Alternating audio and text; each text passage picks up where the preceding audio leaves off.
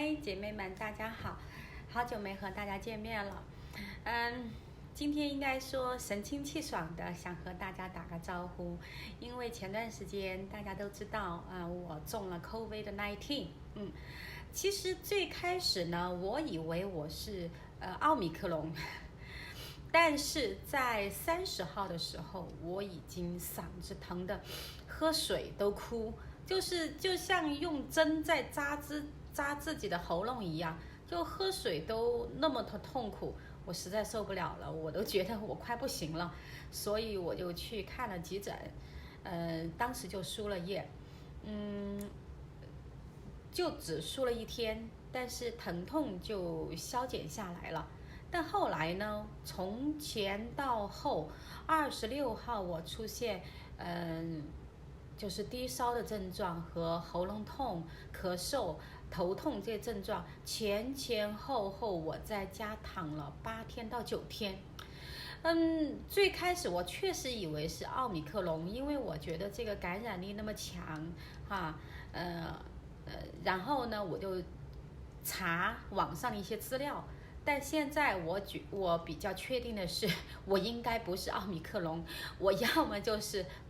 Delta 病毒，因为我觉得我的情况是比较糟糕的。网上都在讲奥密克戎是很轻微的感冒症状，但是我不是，我是这10天基本上是下不了床，就8到9天的样子，基本上下不了床，就是头晕头痛，每天下午都头会很痛。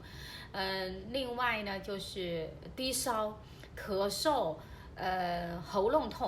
咙痛时间就持续了4到5天，所以我觉得我的症状非常严重。然后呢，我待会儿会给大家放一段我去输液的一段视频。其实那天很辛苦，30号那天我觉得我很辛苦，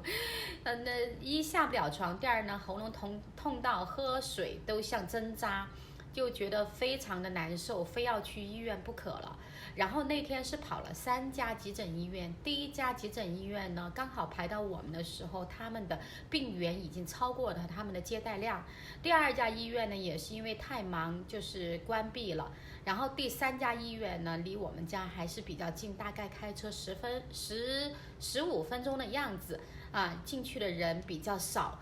整个过程从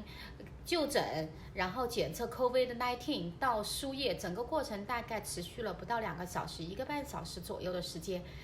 我感觉还是就是说症状通过输液之后就减轻了。当然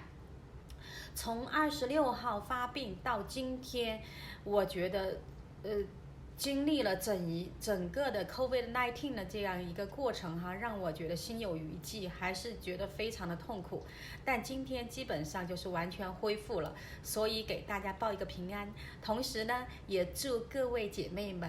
祝你们2022年新年安康，万事如意。好，拜拜。